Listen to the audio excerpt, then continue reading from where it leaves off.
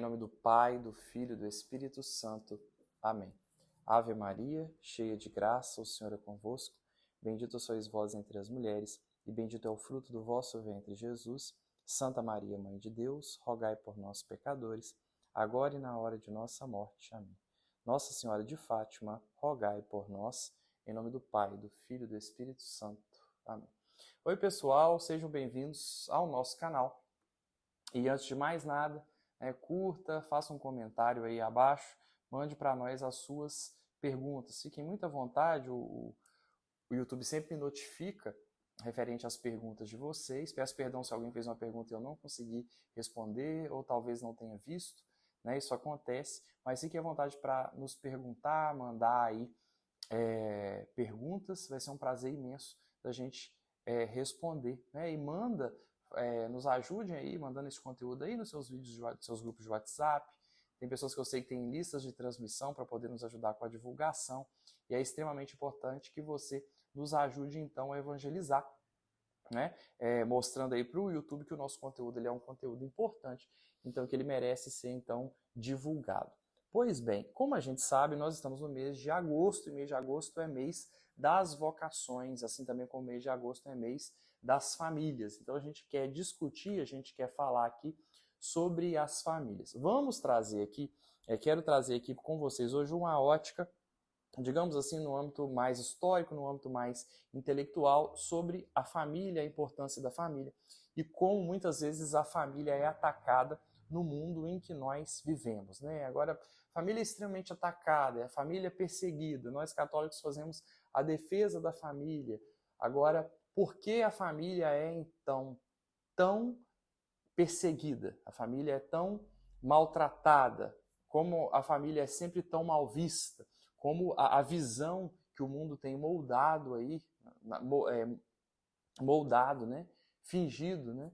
Ser a família, ela tem é tão negativa, né? Estão passando uma impressão totalmente errada, totalmente falaciosa, e muitas vezes a gente acaba entendendo errado também. Muitos católicos muitas vezes acabam, por ouvir essas vozes falaciosas, acabam interpretando errado, né? Ideias de como a família é opressora, a família patriarcal, a família faz mal, a família é um âmbito. É claro que viver numa família tem os seus muitos desafios. É claro que você certamente teve e tem muitos problemas na sua família, mas a família é projeto de Deus. A família é extremamente importante e ela precisa ser defendida, porque venhamos e convenhamos, nós somos muito mais fortes e muito melhores quando nós estamos com a nossa família. E é um projeto de Deus, é sonho de Deus, e se é de Deus é porque é bom.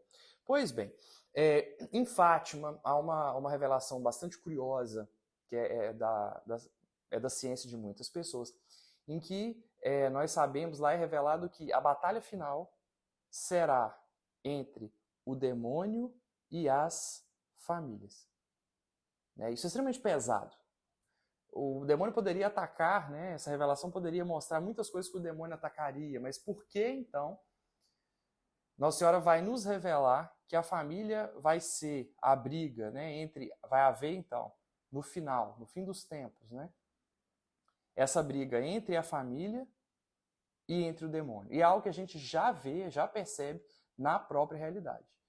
A família é extremamente perseguida no âmbito dos intelectuais, da imprensa, né, nós temos novos tipos de família, vários tipos de família. Algumas pessoas estão classificando até agora animais e uma pessoa e um animal como uma família. Eu não tenho nada contra você ter o seu pet, não quero dizer isso. Só que uma pessoa e um animal não é uma família, certo? Ainda que você tenha apego, ainda que você goste, ainda que seja importante, ainda que o seu cachorrinho tenha te tirado da depressão, não se trata disso. Né? Sua relação com o seu cachorro não é a mesma relação que você vai manter com a sua mãe, com o seu pai. Ah, mas o meu cachorro é melhor do que muita gente. Seu cachorro não é um projeto sagrado, não é um projeto divino, não é um projeto de Deus. Pode ser sim uma graça que Deus te deu ter o seu pet aí, não sou contra isso. Mas vamos colocar as coisas nos seus devidos lugares com sabedoria e com discernimento. Agora, por quê? Por que o demônio quer tão mal às famílias? Por que que o mundo, inspirado por Satanás, quer tão mal às famílias? Pois bem, há uma grande luta no mundo pelo poder. O homem, devido à sua concupiscência, devido ao seu pecado, devido ao pecado original, tem um desejo muito grande pelo poder. Agora, o que cargas d'água, Vinícius, é o poder? O poder, na verdade, é nada além do que a capacidade de que uma pessoa tem de mandar em outras tantas pessoas. Será mais poderoso a pessoa que tiver o poder de simplesmente dar uma ordem e mais pessoas aderirem àquilo que ela diz. Se você consegue dar uma ordem a uma pessoa e aquela pessoa obedecer, você é menos poderoso do que uma pessoa que manda uma pessoa e duas então obedecem. Há no mundo uma tara pelo poder. Os homens querem dominar outros homens. Ninguém quer a liberdade de ninguém. As pessoas querem dominar porque as pessoas, no alto das suas consciências, acreditam que elas sabem qual é o tipo de mundo melhor que nós devemos viver. Nós vemos isso todos os dias de pessoas que acham que vão fazer um mundo melhor. De pessoas que acham que a visão minha de mundo é melhor, ou a minha visão é certa, ou que o mundo deveria ser assim, o mundo deveria ser assado. Para você fazer um mundo melhor, você vai precisar concentrar poder na mão de uma pessoa. Só que para concentrar poder na mão de uma pessoa, outras tantas pessoas vão questionar e não vão aceitar. Então, para você concentrar poder na mão de uma pessoa, é necessário que você mate outras tantas pessoas. Senão você não consegue concentrar poder na mão, né? Muito poder para poder, digamos, fazer essa reforma, essa transformação no mundo. Se você não concentrar esse poder na mão de uma pessoa, você não vai conseguir proclamar esse mundo melhor. Agora, que mundo melhor é esse? Que para ele ser melhor eu preciso matar outras pessoas. Ou que mundo melhor é esse que eu vou tentar prevalecer a minha visão? A minha visão de mundo, talvez, num mundo hipotético, poderia ser melhor para mim, mas não seria melhor para o outro. É totalmente impossível proclamar este mundo melhor. É o mundo melhor sob a perspectiva de quem? O mundo melhor para mim não é o mundo melhor para você. Então, o mundo naturalmente é assim, bagunçado, catastrófico. Mas se você quiser fazer esse mundo melhor, você vai precisar de concentrar poder. E concentrando poder, a quantidade de injustiças, coisas erradas vai aumentar muito. E você não vai conseguir fazer, então, este mundo melhor. Pois bem, a partir desse conceito que poder é concentrar, poder é, na verdade, uma pessoa que tem capacidade de mandar em outras, nós temos alguns tipos de poder que agem no mundo. Um dos poderes mais fracos que existe, né, menos importantes, é justamente o poder financeiro. Embora as pessoas acreditem que seja um poder, é um tipo de poder também, porque você pode pagar uma pessoa para fazer alguma coisa, você pode construir coisas, enfim, quem tem dinheiro, de certo modo, tem neste mundo um determinado poder. Isso é verdade. Agora, este poder é muito menor do que, por exemplo, um outro tipo de poder, que é o poder intelectual. Aquela pessoa que tem um respeito na sociedade intelectual, um respeito intelectual muito grande por ser uma pessoa de uma inteligência avançada, digamos assim, e de grandes estudos. E muitas pessoas entendem como lei aquilo que aquele determinado intelectual pensa ou diz. Pensem vocês aí a importância que até hoje um indivíduo como Aristóteles tem na sociedade. Já morreu há mais de 2000 anos atrás, mas ainda assim, muita da nossa visão de mundo foi moldado pelo poder intelectual deste homem. Ou, né, com homens, né, muitas vezes ruins, como, por exemplo, você pode falar de Karl Marx aí, Engels, né, que também exercem, apesar da péssima filosofia, né, que construíram, nem podemos chamar assim, de filosofia, mas apesar do trabalho que fizeram, né, a grande influência que exercem no mundo. Eu poderia citar tantos outros intelectuais que têm uma importância muito grande no mundo. A própria medicina hoje em dia, né, um cientista, por exemplo, quando ele fala alguma coisa, As pessoas nem verificam mais, nem pensam que aquilo pode ser verdade ou pode ser mentira, mas simplesmente acreditam. Aparece um determinado especialista falando que acordar de manhã todos os dias e plantar bananeiras faz bem para o cérebro, e as pessoas simplesmente começam a fazer isso sem investigar, sem procurar saber se há realmente nexo disso que aquele cientista disse com a realidade. Sendo que a opinião do especialista é aquilo que de mais fraco existe quando a gente fala de evidência científica. Então, vejam então, né, as hierarquias de poder. Quem tem poder bélico, por exemplo. Os Estados Unidos é a grande potência mundial referente ao poder militar. Este poder é um poder muito grande, que é o poder de matar. Eu não quero, eu quero acabar com a guerra, eu jogo uma bomba atômica, uma Hiroshima e outra em Nagasaki, e acabo então com a vida de um monte de inocentes, obrigando então aquele determinado país a se render àquilo que eu acredito. Aí não vou entrar na questão da guerra, se isso foi certo, se foi errado, isso aí é uma outra coisa. Mas o poder militar em si mesmo é também um tipo de poder, como o financeiro, como o poder intelectual, né? E assim como o poder espiritual. Quando eu digo poder espiritual, eu não estou falando me referindo aqui ao poder de Deus em si mesmo. Não se trata disso, não dá para fazer análise desse tipo de poder, porque Deus é livre e faz o que quer quando quer. Eu me refiro aqui a que algumas pessoas são revestidas também de poder espiritual. O padre tem poder espiritual. Então, quando ele chega numa homilia, ele fala lá alguma coisa, faz uma determinada pregação, e a partir daquela pregação, muitas pessoas vão começar a agir de acordo com aquilo que aquele padre ensinou. Então, isso também é um tipo de poder. E aí é uma grande concorrência no mundo pela dominação das pessoas. Todas as estruturas que porventura se levantarem contra esse processo de dominação do mundo, né, essa famosa globalização sobre a qual se fala aí à torta e à direita, e que muita gente fala sem saber, na verdade, do que está falando, é uma tentativa muito grande de uniformizar o mundo e fazer esse mundo, né, a imagem e semelhança daquilo que algumas pessoas querem. A ideia mesma do comunismo é fazer este mundo novo que eles prometeram, este mundo novo que nunca chegou. Primeiro era o comunismo, depois viram que não tinha como. Vamos tentar depois o socialismo, e hoje em dia isso é travestido de progressismo no nosso meio, com esse ideal de construir então este mundo melhor, mas que a gente não usaria aquelas políticas de estatização de mercado. E aí a gente percebe que o comunismo ele vai se travestindo, né, se transformando aí ao longo do tempo, com o objetivo vai se metamorfoseando para ele não acabar. É a cabeça de Medusa. Cortam a cabeça e cresce outra. Cortam a cabeça e cresce outra. Foi o comunismo, socialismo e hoje é o progressismo que entrou aí no Ocidente por todos os lados. Então há essa questão dessa dominação, dessa concentração de poder na mão do Estado.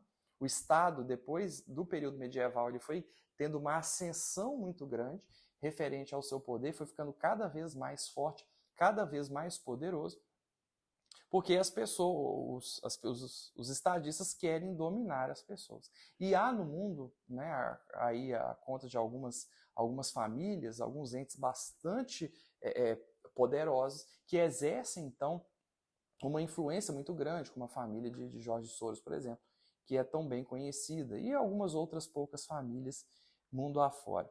E há essa necessidade, esse sonho de proclamar esse novo mundo novo, que é, na verdade, nada além do que a proclamação do céu. As pessoas querem proclamar o céu na terra. Ah, Vinícius, então é bom. Se as pessoas estão querendo fazer este mundo melhor, é bom porque vai proclamar o céu na terra sem Jesus. Isso já é uma coisa que fere na cara o cristianismo, e de todo esse tipo de ideologia jamais deve fazer parte da vida de um cristão, da vida de um católico. Porque o objetivo, na verdade, não é fazer este mundo novo, mas o objetivo, na verdade, é concentrar o poder. E Jesus já nos ensina, o meu reino não é deste mundo. Queriam proclamar o rei e ele se nega. Porque, na verdade, o reino de Jesus, a outra vida, só pode ser proclamada pelo poder dele, pela voz dele, quando ele vier glorioso no céu, como nós o esperamos. Então, toda tentativa do homem de fazer um mundo novo, de fazer um mundo melhor, ela é frustrada. Nós, enquanto cristãos, enquanto católicos, precisamos trabalhar assim para melhorar as coisas no mundo, mas certo de que o nosso lugar é no céu, com os pés no chão, mas com a cabeça no céu. Nós trabalhamos para a outra vida. Eu vivo aqui, é verdade, quero ter minha vida aqui, e aí você tem todo o direito de buscar ser melhor, ser mais feliz aqui, buscando então aí no seu trabalho, crescer, ser feliz, fazer sua família, enfim. Mas a nossa vida, o nosso objetivo é o céu. É um mundo novo, sim, mas que só Jesus pode proclamar e que nenhum homem é capaz de proclamar, a não ser nosso Senhor Jesus Cristo, que é homem, mas também é Deus. E aí, nesse processo, tudo aquilo que se levanta contra esse processo de dominação de uns homens pelos outros, contra essa tara de poder que os poderosos do mundo têm, isso vai precisar ser combatido. Nesse sentido, há o estímulo para que intelectuais, por exemplo, governos, as escolas, passem a vender uma ideia de que a família é algo negativo. E aí começa então e termina a ação contra as famílias. A família é uma grave obstrução ao poder dos poderosos. Ah, Vinícius, como assim? Eu explico. A família, por natureza. Isso é, na prática, a gente percebe ações dos governos comunistas nesse sentido. A família é uma autarquia. A família ela governa a si mesma. A família tem o local próprio dela, que é a casa dela. A família tem as suas regras próprias. Os filhos podem ser criados segundo as leis daquela própria família e não as leis do Estado. A família tem o seu sustento, seus meios de produção através desse pai e ou dessa mãe que trabalham fora. A família é um grave empecilho, porque se um pai quer criar uma criança na doutrina católica, aquela criança vai para a igreja, aquela criança vai ser um adulto e pensar como aquela doutrina, vai pensar como aquilo que foi ensinado para ela, e não como o Estado quer, e não como o Estado ambiciona, e não como os poderosos querem.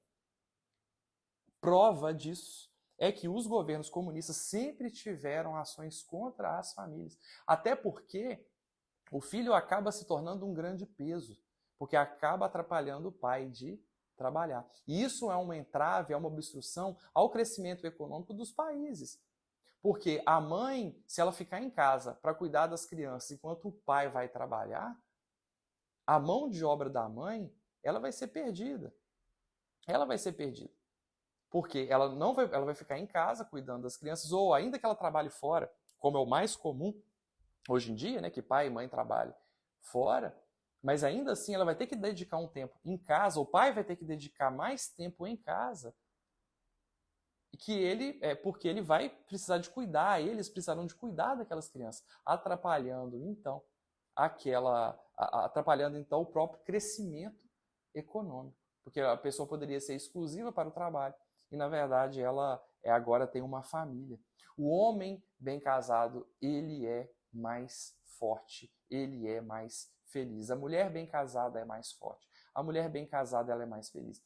Os filhos criados dentro de um lar, eles são mais fortes, eles são mais felizes. E é isso tudo que os poderosos não querem. Porque, como eu dizia lá atrás, o homem quer dominar o homem.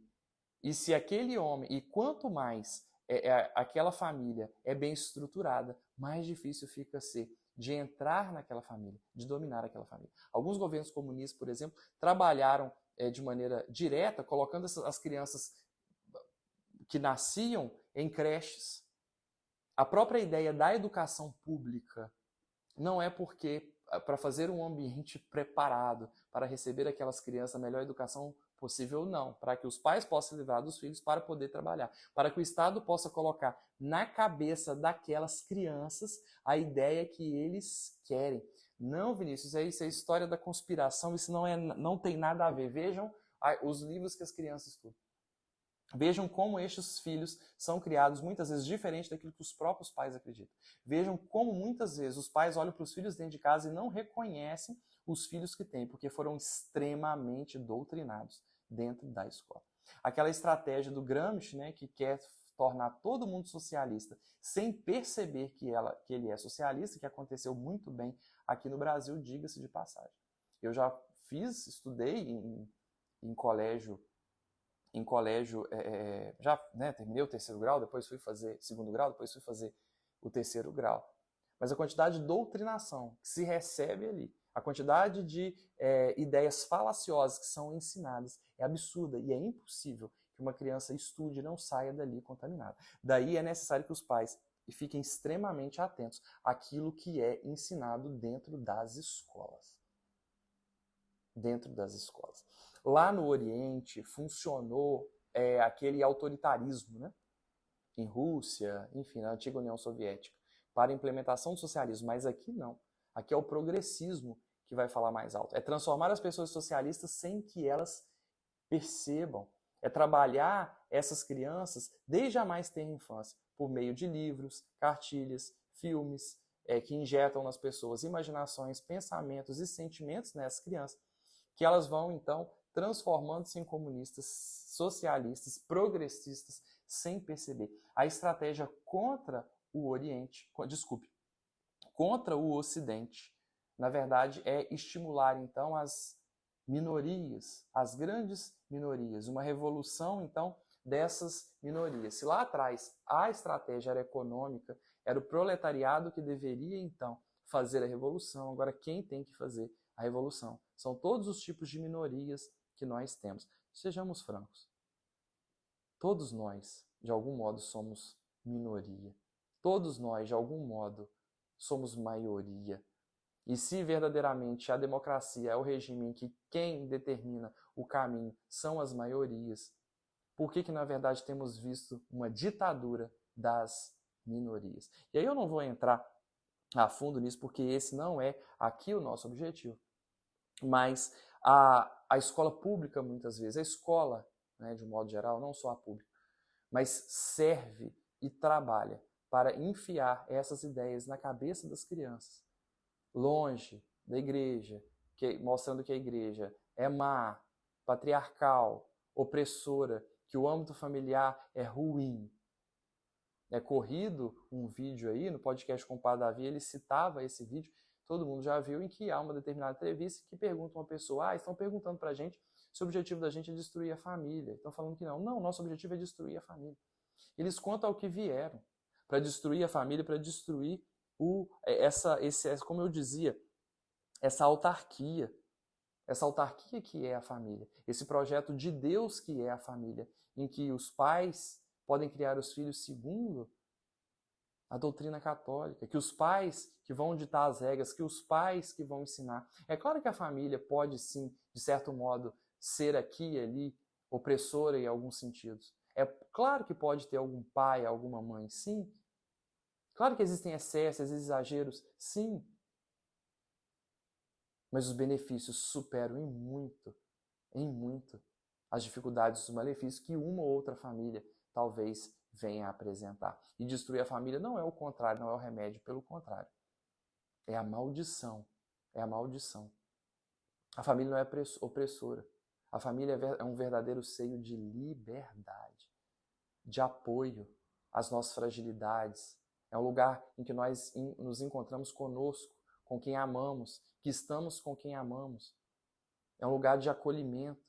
É um lugar em que as pessoas fazem sacrifícios e nos amam de maneira que as pessoas lá fora muitas vezes não vão nos amar. E vamos encontrar um afeto, um carinho e uma presença incondicional até os últimos dias das nossas vidas.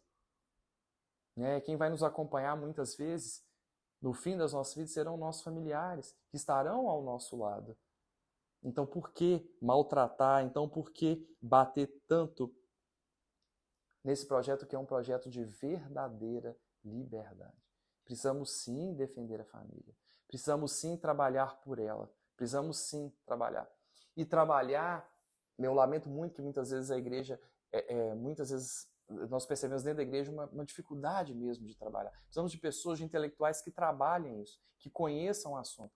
de pessoas capazes de fazer atendimentos para que os casamentos não se dissolvam, para que os casamentos não acabem, de pessoas capazes de dar formação, de ensinar, de ajudar, dentro da doutrina católica, os pais a educarem estes filhos, a trazer as suas dificuldades, mas não delegar, colocar na mão do Estado, colocar na mão de outro a educação que, na verdade, quem deve fazer são os pais. Precisamos sim de pais mais presentes em casa, mães mais presentes em casa. E muitas vezes uma outra estratégia é justamente colocar um desejo muito grande no homem e na mulher pela vida pública, pelo crescimento profissional, colocando então a vida profissional, a vida financeira acima da família, que é um dom muito maior e muito superior. É claro que é necessário dinheiro para se criar uma família. É claro que todos nós precisamos de dinheiro para pagar as nossas contas. Agora, essa preocupação excessiva com a vida profissional, ela pode corromper também muitas famílias. E aí são muitas coisas erradas, né? As estruturas familiares que muitas vezes começam de uma maneira já errada. Precisamos preparar os nossos jovens desde muito cedo. Porque quantos jovens, como eu pregava recentemente, às vezes se casam não para construir uma família. Porque qual é o objetivo de uma família? É a nossa santificação. É que um ajude o outro a ir para o céu. Que um sustente o outro nos dias de dificuldade. Que um leve o outro para Deus. E este é o objetivo. O marido precisa levar a mulher para Deus. A mulher precisa levar o marido para Deus. E os dois precisam levar as crianças. E as crianças precisam levar esses pais para a presença do Senhor. Este é o objetivo da família, é o objetivo da santificação de cada um de nós. E é este ambiente que o Senhor quis. E é este ambiente ideal neste mundo que nós temos para o processo de santificação, aqueles que têm esta vocação. E é assim que nós precisamos defender e trabalhar. Mas quantos jovens, infelizmente, se casam não para se santificar, mas se casam por interesse sexual? Quantos jovens se casam buscando, então, porque já que é católico, já que é protestante, não pode ter relação sexual no namoro, então eu vou me casar. Não se trata disso.